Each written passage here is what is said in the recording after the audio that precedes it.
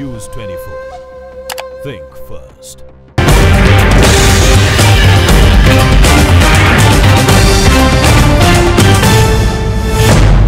नमस्कार, न्यूज 24 के खास कार्यक्रम आमने सामने में आपका स्वागत है। आज मेरे साथ हैं देश के chief election commissioner Shri O P Rawat ji. आपका बहुत बहुत स्वागत है न्यूज 24 के इस खास कार्यक्रम में। धन्यवाद। नमस्कार। और रावत साहब, जब मैं आपसे बात कर रही हूँ तो एक बहुत बड़ी सी खबर भी हो गई है तेलंगाना में कि विधानसभा भंग हो गई है और वहां भी चुनाव होने वाले हैं। तो क्या आप लॉजिस्टिकली तैयार है तेलंगाना के चुनाव को लेकर के? एक्चुअली ये जब से खबर आनी शुरू हुई है तब से हमारे डिप्टी इलेक्शन कमिश्नर ने जी वहाँ के जो मुख्य निर्वाचन पदाधिकारी हैं जी उनसे बात की है जी। उनसे कहा है कि पूरा एक असेसमेंट करके वो हमें रिपोर्ट भेजेंगे विद द नोटिफिकेशन कि जो रिजोल्यूशन का नोटिफिकेशन आया है उसके साथ भेजेंगे। उसके बाद ही हम लोग कुछ तय कर सकेंगे कि क्या किया जा सकता है, क्या नहीं किया जा सकता। क्योंकि 6 महीने के अंदर ही आपको चुनाव कराना होगा और इन राज्यों के राजस्थान, मध्य प्रदेश, छत्तीसगढ़ के चुनाव भी दिसंबर तक में ही होंगे, तो मुश्किल से 1-2 महीने का ही वक्त रहेगा। इन चारों राज्यों के चुनाव 15 दिसंबर के पहले पूरे करने हैं और इनका चुनाव हमें किसी भी हालत में 5 मार्च के पहले पूरा करना होगा, क्योंकि 6 महीने पूरे होते हैं उसमें। जी जी जी। तो ये 2 टाइमलाइन है। इसके बेसिस पे 2-3 चीज़ें और भी देखते हैं हम लोग कि ऐसे समय में किसी इलेक्शन को नहीं शेड्यूल करते हैं जबकि उसका रिजल्ट आगे आने वाले इलेक्शन को प्रभावित कर सके या उसके पीछे हुए इलेक्शन के रिजल्ट उसको प्रभावित कर सकें। तो ये चीज़ें भी ध्यान में रखी जाती हैं। तो मतलब क्या ये कहा जा सकता है कि तेलंगाना चूंकि छोटा स्टेट है, बहुत बड़ा स्टेट नहीं है, तो क्या ये कहा जा सकता है कि तेलंगाना के चुनाव राजस्थान, छत्तीसगढ़, मध्य प्रदेश के साथ हो सकते हैं? संभावना मैंने जैसे बताया ना कि सीईओ की रिपोर्ट आने पर स्पष्ट होगा कि संभावना पूरी है या नहीं है। ये एक उसमें पॉइंटेबल पॉइंट है। अदरवाइज ये जनरली तो कहा जा सकता है कि ये भी संभव है और वो भी संभव है। रावत जी, एक तो सबसे बड़ी बात जो इस पूरे 1 साल से चल रही है पूरे देश में और एक कंफ्यूजन भी फैला कि क्या देश का चुनाव 2019 का चुनाव जो है वो प्रीपोन हो सकता है क्या? ये तो संभव अब नहीं दिखता है, क्योंकि प्रीपोन करने के लिए dissolution is the first condition. तो इसका मतलब ये संभव नहीं है। इसको एक सिरे से आप खारिज कर देते हैं। जी जी जी, सिरे से खारिज कर रहे हैं कि लोकसभा का चुनाव प्रीपोन नहीं होगा क्योंकि अभी हाउस एग्जिस्टेंस में है और इसलिए उसके चुनाव की बात ही नहीं करनी चाहिए। लेकिन चूंकि आपने पूछा तो इसलिए मैंने बताया। तो और लॉजिस्टिकली क्या अगर ऐसी बात होती है 1 महीने में, 2 महीने में, तो क्या आप तैयार होंगे या रहेंगे आप तैयार? वो भी बहुत बड़ी कठिनाई है, क्योंकि जो हमारा voter verifiable paper audit trail का सप्लाई ऑर्डर था उसमें कुछ कारणों से जो बाई इलेक्शन में और कर्नाटक इलेक्शन में जो फेलियर हुए और एफएलसी में फेलियर हुए वीवीपैट के, उसके आधार पर कुछ टेक्निकल एक्सपर्ट कमेटी ने उसमें चेंजेस किए। तो उसका जो सप्लाई 30 सितंबर तक होना था वो थोड़ा सा लेट हो गया और वो हो गई पूरी डिलीवरी 30 नवंबर तक। और इन मशीनों को इलेक्शन के लिए तैयार करने में first level check, candidate setting, mock poll, ये सब चीज़ें करनी होती हैं। तो इनमें भी टाइम लगता है और इनमें एक इंजीनियर जो है 15 से ज़्यादा मशीनों का कर नहीं पाता है। अच्छा। और आपको तो लाखों चाहिए, 10 लाख हैं पोलिंग स्टेशन लोकसभा के। तो इसलिए इसमें टाइम लगेगा। तो इसका मतलब लॉजिस्टिकली भी डिफिकल्ट है। रावत जी, अभी आपने मेंटेनेंस की बात की कि इतने सारे इंजीनियर्स लगते हैं और वो पॉसिबल नहीं है, 10 लाख मशीन्स हैं। तो ये बात अभी सुप्रीम कोर्ट के भी संज्ञान में। तो क्या इन जो इंजीनियर्स होते हैं वो अब सरकारी होते हैं या प्राइवेट इंजीनियर्स होते हैं? वो जो हमारे मैन्युफैक्चरर हैं, एक तो डिफेंस का पब्लिक सेक्टर अंडरटेकिंग है भारत इलेक्ट्रॉनिक्स, और एक एटॉमिक एनर्जी डिपार्टमेंट का मिनिस्ट्री का पब्लिक सेक्टर है electronics corporation of India limited. ये दोनों मैन्युफैक्चर करते हैं और इन्हीं के इंजीनियर्स इसमें फर्स्ट लेवल चेक और दूसरी प्रक्रियाओं में लगते हैं। तो ये पब्लिक सेक्टर के एम्प्लॉइज होते हैं। ओके। लेकिन बातें जो होती थी और बातें जिस तरीके की खास करके सोशल मीडिया पर फैलती है कि you can play with the software, इस तरीके की बातें क्या हो सकती हैं क्या?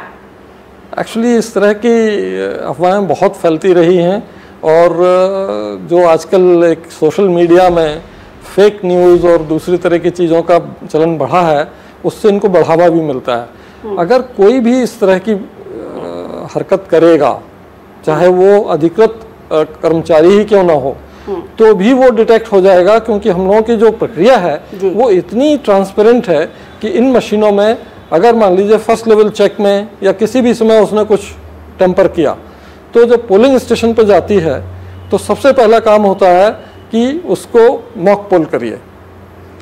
सारे पोलिंग एजेंट अपने अपने कैंडिडेट के बटन दबाएंगे और 50-60 वोट डालेंगे। अगर कुछ भी गड़बड़ है तुरंत नोटिस में आ जाएगी। तो इस तरह की हमारी, लेकिन विपक्ष अभी आपसे सारी पॉलिटिकल पार्टीज मिली हैं और खास करके विपक्ष का ये बहुत जोर रहा है कि आप जो है चुनाव जो है वो ईवीएम मशीन से नहीं बल्कि बैलेट पेपर से कराइए। तो ऐसा क्यों नहीं आप लोग कर सकते हैं? क्योंकि जर्मनी है या नेदरलैंड है, उन लोगों ने ईवीएम मशीन्स विड्रॉ कर ली अपनी वापस और उन्होंने फिर से बैलेट पेपर से अपना चुनाव कराना शुरू कर दिया। उसका कारण जो है वो हमने विस्तार से ईवीएम स्टेटस पेपर बनाया था लास्ट ईयर, उसको अपनी वेबसाइट eci.nic.in पे डाला है। इन सारे प्रश्नों के उत्तर उसमें दिए हुए हैं कि जर्मनी क्यों नहीं उपयोग में लाता है, नीदरलैंड क्यों नहीं उपयोग में लाता है, क्योंकि उनकी सारी मशीनें इंटरनेट रेडी हैं। इंटरनेट रेडी मशीन मोबाइल की तरह वो टेम्पर हो सकती है, हैक हो सकती है, मैनिपुलेट हो सकती है।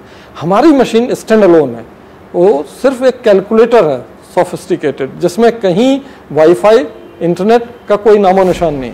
इनफैक्ट केबल से भी ये इलेक्ट्रिसिटी के लिए कनेक्ट नहीं की जाती। पर आजकल जिस तरीके की आर्टिफिशियल इंटेलिजेंस या रोबोटिक्स की बात होती है तो उससे तो कुछ भी चीज टेम्पर हो सकता है, नहीं आपको लगता? मुझे नहीं लगता, क्योंकि मैं फिजिक्स का स्टूडेंट रहा हूँ और मैं ये जानता हूँ कि एक मशीन दूसरी मशीन से तभी बात कर सकती है जब उसके अंदर एक ऑसिलेटरी सर्किट हो और फ्रीक्वेंसी दोनों की मिले और रेजोनेंस हो, तभी वो एक दूसरे से बात कर सकते हैं। इसमें वो ऑसिलेटरी सर्किट ही नहीं है, इसलिए संभावना नहीं है जब तक कि उसके अंदर का पूरा मदरबोर्ड और सर्किटरी पूरी निकाल के और दूसरा ना डाल दिया जाए। वो चीज़ संभव इसलिए नहीं होगी कि जो हमारा एडमिनिस्ट्रेशन और सिक्योरिटी वाला उसका सिस्टम है वो इतना फुल प्रूफ है कि इस तरह का कोई टेम्परिंग हो नहीं सकती।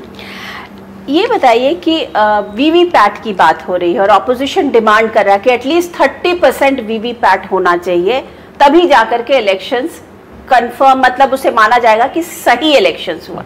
क्या ये हो सकता है कि आप 30% वीवीपैट कर पाएंगे इस इलेक्शन से पहले, जनरल इलेक्शन से पहले? देखिए, हो सकने की बात तो ये है कि आप 100% भी काउंट कर सकते हैं, कोई ऐसी दिक्कत नहीं है। उनकी मांग आई है, उस पर विचार हो रहा है और कमीशन उस पर शीघ्र ही निर्णय भी लेगा। जैसे अभी कैराना में इलेक्शन हुआ था तो वहां पर गर्मी के कारण वीवीपैट जो थे वो खराब हो गए। अब जब लोकसभा का इलेक्शन होगा तब भी गर्मी शुरू हो जाएगी और अच्छी खासी गर्मी होगी अप्रैल में और कुछ मई तक में, तो उसको आप कैसे हैंडल करेंगे? मैंने आपको बताया था शुरू में कि इसके लिए जितनी भी खराबियां आई उन सबको रूट कॉज एनालिसिस करके हमारे टेक्निकल एक्सपर्ट कमेटी ने जो भी उसमें बदलाव लाने थे वो बदलाव सुझाव दिए मैन्युफैक्चरर को, उन्होंने उसको इम्प्लीमेंट किया और उसके बाद टेस्ट करने के बाद ही आगे मैन्युफैक्चरिंग शुरू हुई। इसीलिए ये 2 महीने का डिले वीवीपैट की डिलीवरी में हुआ है। दूसरा चीज़ जो हीट और ह्यूमिडिटी, उसकी वजह से जो पेपर भारी हो जाता है वो पानी सोख के और उससे थोड़ा सा मेल फंक्शन होता है, उसके लिए भी पेपर आइडेंटिफाई कर लिया गया है जो 50 डिग्री टेम्परेचर तक और 90 रिलेटिव ह्यूमिडिटी तक वो बिल्कुल इफेक्ट नहीं होता, काम करेगा, वो भी चुन लिया गया है। तो ऐसे स्थानों पर जहाँ टेम्परेचर हाई होगा, ह्यूमिडिटी हाई होगी, वहाँ वो वाला पेपर यूज़ किया जाएगा। उसकी तैयारी पूरी कर ली है कमीशन ने, इसलिए ऐसा कोई भी अब इंसिडेंट सामने नहीं आएगा। अच्छा, ये बताइए रावत जी कि आज की डेट में सोशल मीडिया बहुत ही इम्पोर्टेंट एस्पेक्ट हो गया है और उस पर फेक न्यूज़, धर्म के नाम पर वोट, जाति के नाम पर वोट, और जिस तरीके से माहौल सोशल मीडिया बनाता है उसको कंट्रोल करने के लिए इलेक्शन कमीशन क्या कर रहा है, कैसे होगा? क्योंकि इस बार का इलेक्शन तो जिसे कहते हैं ना full Bloom of social media होगा।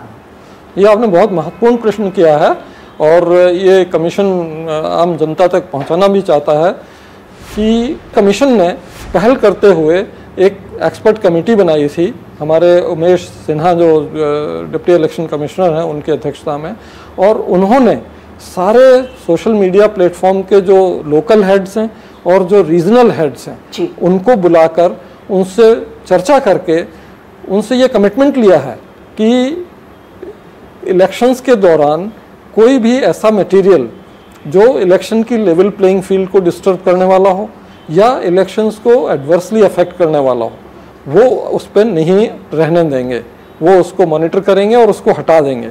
और last 48 hours before the conclusion of poll, जो वोटिंग के 48 घंटे पहले जो साइलेंस पीरियड होता है, उसमें इलेक्शन रिलेटेड कुछ भी नहीं रहने देंगे, ये उन्होंने अश्योर किया है। चाहे वो ट्विटर हो, चाहे वो गूगल हो, चाहे वो फेसबुक हो, इनका सर्वर यहाँ तो है नहीं, इनके सर्वर्स बाहर हैं, तो इनको आप यहाँ के कंडीशन में, यहाँ के लॉ में कैसे कंट्रोल करेंगे?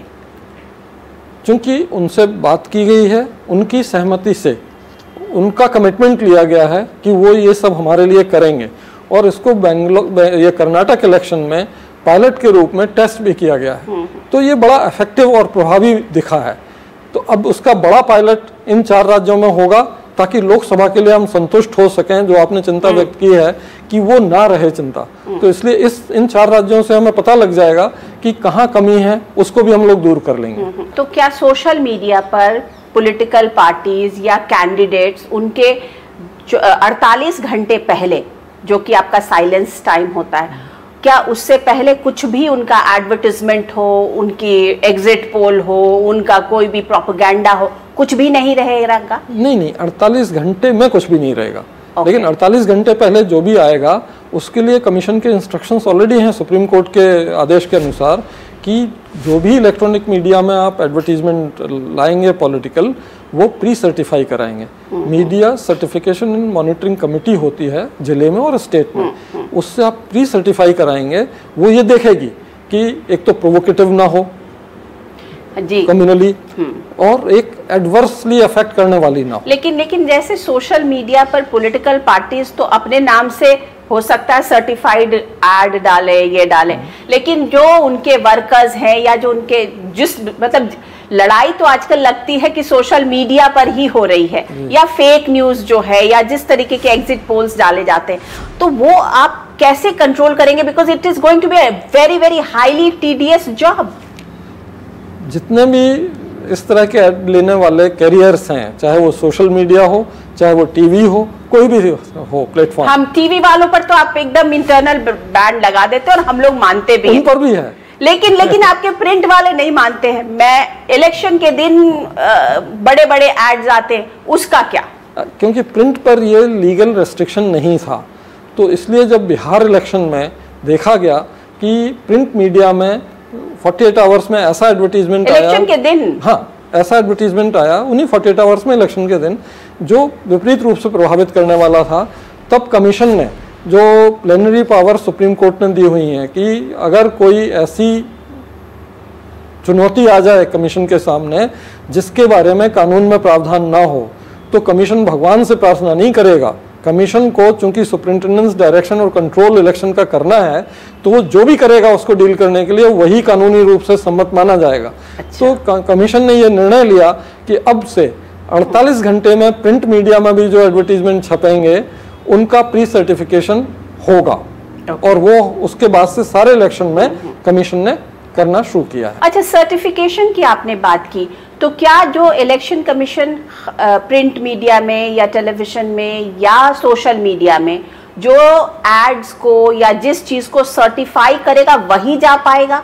वही जा पाएगा, और ये उनकी ड्यूटी होगी कि वो सर्टिफिकेट देखकर ही फिर उसको अपने प्लेटफॉर्म पर प्रदर्शित करें। क्या आपको लगता है कभी भी हमारी जैसी डेमोक्रेसी में ये पॉसिबल है, वन नेशन वन पोल? ये तो हमारे यहाँ होता रहा है। 52, 57, 62, 67 में वन नेशन वन पोल के हिसाब से विधानसभा लोकसभा के चुनाव एक साथ होते रहे। लेकिन आपने तो ये कह दिया है कि ये पॉसिबल नहीं है अभी।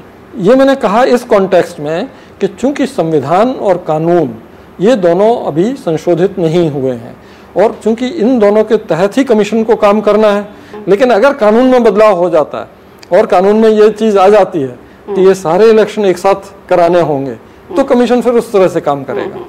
अच्छा, गुजरात राज्यसभा के इलेक्शन से पहले इलेक्शन कमीशन ने नोटा लगाया था, उसको सुप्रीम कोर्ट ने खारिज कर दिया। आपको क्या लगता है वो गलत डिसीजन था कमीशन का कि नोटा लगाना एक गलत डिसीजन हो गया? माननीय सर्वोच्च न्यायालय ने उसको खारिज किया है, उसका हम लोगों ने पालन करना शुरू कर दिया है। एक डिसीजन माननीय सुप्रीम कोर्ट का ही था, जिसके आधार पर तत्कालीन चुनाव आयोग ने, हमारे पूर्वाधिकारियों ने 2014 में ये तय किया था कि ये निर्णय से ऐसा लगता है कि इवन राज्यसभा और विधान परिषद में भी ये हमें लागू करना चाहिए, और उन्होंने उसको लागू किया। तो ये उनका इंटरप्रिटेशन था। अब माननीय सुप्रीम कोर्ट का इंटरप्रिटेशन हमारे सामने आ गया है, हमने उसको कंप्लाई करना शुरू कर दिया। जाति और धर्म के नाम पर जिस तरीके से चुनाव होने लगे हैं, क्या ये हमारी डेमोक्रेसी के लिए, हमारे राज्य, हमारे देश के लिए सही है? बिल्कुल सही नहीं है। और माननीय सुप्रीम कोर्ट ने एक फैसले में ये ताकीद भी किया है कि जाति, धर्म, इस तरह के एथनिसिटी, इन सब के आधार पर वोट मांगना जो है वो एक क्रिमिनल एक्ट है और इस पर सख्ती से रोक लगनी चाहिए। और कमीशन ने उस फैसले के आधार पर विस्तृत निर्देश भी जारी किए हैं और उनका कड़ाई से पालन भी हम कर रहे हैं। कहीं भी कोई भी अगर इस तरह के जाति, धर्म या एथनिसिटी के आधार पर कुछ भी वोट मांगने का प्रयास करता है या कुछ बोलता भी है तो उस पर कड़ाई से रोक लगाई जाती है, कड़ाई से कार्रवाई की जाती है। लेकिन 2019 के इलेक्शन से पहले कह रहे हैं कि जाति और धर्म के नाम पर तो जिसे बोलते हैं ना खुला खेल होगा, तो इसको आप कैसे कंट्रोल करेंगे? क्योंकि इतनी बड़ी बड़ी पॉलिटिकल पार्टीज हैं, उनके वर्कर्स हैं, उनकी फौज तो इतनी लंबी चौड़ी है, और इलेक्शन कमीशन है, कैसे कंट्रोल करेगा? इसीलिए कमीशन ने वोटर को एम्पावर करने का फैसला किया और एक नया मोबाइल एप्लीकेशन बनाया, सिटीजन विजिलेंस। क्योंकि अपने नागरिक भी बहुत जागरूक हैं, तो उनके हाथ में ये दिया जाएगा कि आप इसमें कहीं भी कोई भी गलती हो रही हो, जाति धर्म के नाम पर, प्रोवोक करने के नाम पर या फ्रीबीज और एलोरमेंट के नाम पर, आप तुरंत उसका फोटो खींचिए या वीडियो बनाइए और इस एप्लीकेशन में अगर आप सबमिट करेंगे तो आपको किसी फ़ोन नंबर की, किसी नाम की ज़रूरत नहीं पड़ेगी। वो अपने आप लॉन्गिट्यूड लैटिट्यूड के आधार पर कंस्टिट्यूएंसी आइडेंटिफाई कर लेगा, आरओ रिटर्निंग ऑफिसर को आइडेंटिफाई कर लेगा, डिस्ट्रिक्ट इलेक्शन ऑफिसर को आइडेंटिफाई कर लेगा और सीधा उनके इनबॉक्स में पहुंच जाएगा। और चूंकि ये सबूत के साथ होगा, फोटो होगा, वीडियो होगा, तो ये तुरंत एक्शन भी होगा और 100 मिनट में आपको बताएंगे कि हमने क्या एक्शन किया है। अगर आप बहुत ताकतवर आदमी के खिलाफ शिकायत कर रहे हैं तो ये भी प्रावधान है उसमें कि आप अपनी आइडेंटिटी और फोन नंबर छुपा सकते हैं। उसमें एक बॉक्स है, क्लिक कर देंगे तो आपका नंबर और आपका नाम कहीं नहीं जाएगा, लेकिन फिर आपको पता भी अखबार से लगेगा कि आपकी शिकायत पर क्या कार्रवाई हुई है। कमीशन फिर नहीं बता पाएगा आपको। लेकिन कहा तो ये जाता है कि ये सब चीजें तो बहुत अच्छी हैं, लेकिन इलेक्शन कमीशन जो है वो गरजने वाला बादल है, बरसने वाला बादल नहीं, क्योंकि ठोस एक्शन किसी के खिलाफ आप लोग ले नहीं पाते हैं। ये परसेप्शन मुझे लगता है सही नहीं है, क्योंकि ये दोनों ही चीज कमीशन बहुत करता है। जब भी कोई गलत चीज की शिकायत आती है तो उस पर तुरंत वार्निंग, तुरंत शो कॉज नोटिस, तुरंत 24 घंटे में जवाब लेते हैं और उनको रिप्रिमांड करते हैं, सेंसर करते हैं। उसके बाद भी अगर वो जारी रखते हैं इस तरह का आचरण तो उनको रोक भी देते हैं। अब आप इलेक्शनरिंग में भाग नहीं लेंगे, आपसे इस टाइम से लेके आगे रिजल्ट निकलने तक अब आप बिल्कुल नहीं करेंगे। लेकिन रावत जी, यही देखा गया कि देश में इंस्टीट्यूशंस के ऊपर क्रेडिबिलिटी का संकट है, तो इलेक्शन कमीशन की भी क्रेडिबिलिटी पर संकट, एक तरीके से बोलते ना कि वो बादल कहीं ना कहीं छाया रहता है। उसको दूर करना और लोगों का विश्वास लेना कि जो कुछ हो रहा है वो जेन्युइनली करेक्ट हो रहा है, ये एक बहुत बड़ी जिसे कहते हैं कि आप लोगों के ऊपर जिम्मेवारी है और जिम्मेदारी है। इसको कैसे, और ये चुनौती भी है, इसको कैसे पूरी करेंगे? बिल्कुल चुनौती है और इलेक्शन कमीशन सक्सेसिवली इसको बहुत अच्छी तरह से निभाता रहा है। और हम लोग जो आगे आने वाली चुनौतियां हैं उनके लिए भी तैयार हो रहे हैं, जैसे सोशल मीडिया का, data harvesting, profiling, targeted communication, इन सब चीज़ों के लिए। दूसरा, हम लोग टेक्नोलॉजी का उपयोग कर रहे हैं अपने इलेक्टोरल रोल को प्योरीफाई करने में, ताकि डुप्लीकेट्स की प्रॉब्लम ना रहे। सारे तरह के आईटी एप्लीकेशंस, जैसे पहले ग्रीवांस के बारे में ये व्यवस्था ही नहीं थी कि उसको कोई भी ग्रीवांस हमारे पास आए तो कितने टाइम में उसे हो। अब आप देखिए 24 घंटे में वेस्ट बंगाल इलेक्शन में हमें 56,000 शिकायतें मिली एक 20 दिन के दौरान, और हर शिकायत की जांच होके उस पर एक्शन होके शिकायतकर्ता को हमने बताया कि आपकी शिकायत पर क्या हुआ है। 56,000 कंप्लेंट। क्या आप लोगों के ऊपर या इलेक्शन कमीशन के ऊपर किसी भी तरीके का प्रेशर, फीलर, ये सब कुछ आता है क्या? और कभी आपने कुछ फील किया है क्या? आप जिस जगह बैठेंगे उस जगह के जो भी इकोसिस्टम में प्रेशर्स होते हैं वो तो आएंगे ही, लेकिन आप कैसे उसको फील करते हैं इस पर डिपेंड करता है। तो कमीशन में जिन लोगों की नियुक्ति होती है, मुझे खुशी है बताते हुए, इनफैक्ट माननीय सर्वोच्च न्यायालय ने भी ये एक्सेप्ट किया था कि जिन लोगों की नियुक्ति यहाँ हुई है दे कंडक्टेड देमसेल्व्स वेरी वेल। और वही मुझे भी लगता है, पिछले 3 साल से मैं यहाँ देख रहा हूँ और मैंने ये देखा है कि सारे स्टेक होल्डर्स जो दबाव ना डालने की स्थिति में हैं वो भी आके अपनी रिक्वेस्ट रखते हैं, वो भी आके अपने तर्क रखते हैं, और जो दबाव डालने की स्थिति में वो भी रखते हैं। और उन सब तर्कों को, उन सब की सुनवाई करते हुए, उन सब स्टेक होल्डर्स के इंटरेस्ट को ध्यान में रखते हुए कमीशन कानूनी फ्रेमवर्क में जो भी सही होता है वो निर्णय सदैव लेता रहा है और उसको सब लोग मानते रहे। आखिरी सवाल, क्या आप देश को इस बात की गारंटी देंगे कि जिस तरीके से कहा गया कि यूएस का चुनाव बॉट्स ने जितवा दिया, यूक्रेनियन बॉट्स थे उन लोगों ने जिता दिया, या जिस तरीके से आर्टिफिशियल इंटेलिजेंस या रोबोटिक्स इलेक्शंस के मैनेजमेंट पर हावी हो गया है, वो सब यहाँ पर कतई नहीं होगा। और इंडियन इलेक्शन इंडियन डेमोक्रेसी का एक बहुत महत्वपूर्ण पहलू है और वो उसी तरीके से बरकरार रहेगा और लोगों का विश्वास हमेशा इलेक्शन कमीशन पर उसी तरीके से रहेगा। इलेक्शन कमीशन ने ये चुनौती स्वीकारी है और उसके लिए पर्याप्त कदम उठाए हैं। दूसरे ये भी है कि हमारा जो समाज है अभी वो काफ़ी कुछ इंसुलेटेड है इन चीज़ों से, उतनी ज़्यादा संख्या में वो ऑनलाइन कनेक्टेड भी नहीं है, मोबिलिटी में भी उतना कनेक्टेड नहीं है। नंबर्स ज़्यादा दिखते हैं लेकिन क्या है कि जो समर्थ है उसके 2-2, 4-4 कनेक्शन, 2-2, 4-4 मोबाइल होते हैं, तो वो थोड़ा मिसलीडिंग है। तो इन दोनों फैक्टर्स को मिला के ये गारंटी ली जा सकती है और मैं ले सकता हूँ कि ये चुनाव बिल्कुल इन चीज़ों से प्रभावित नहीं होंगे। ओपी रावत जी, हमसे बात करने के लिए आपका बहुत बहुत शुक्रिया। धन्यवाद। तो ये थे chief election commissioner OP Rawat आमने सामने में। मैं अनुराधा प्रसाद किसी और पर्सनालिटी के साथ आपसे फिर मिलती हूँ, तब तक के लिए नमस्कार।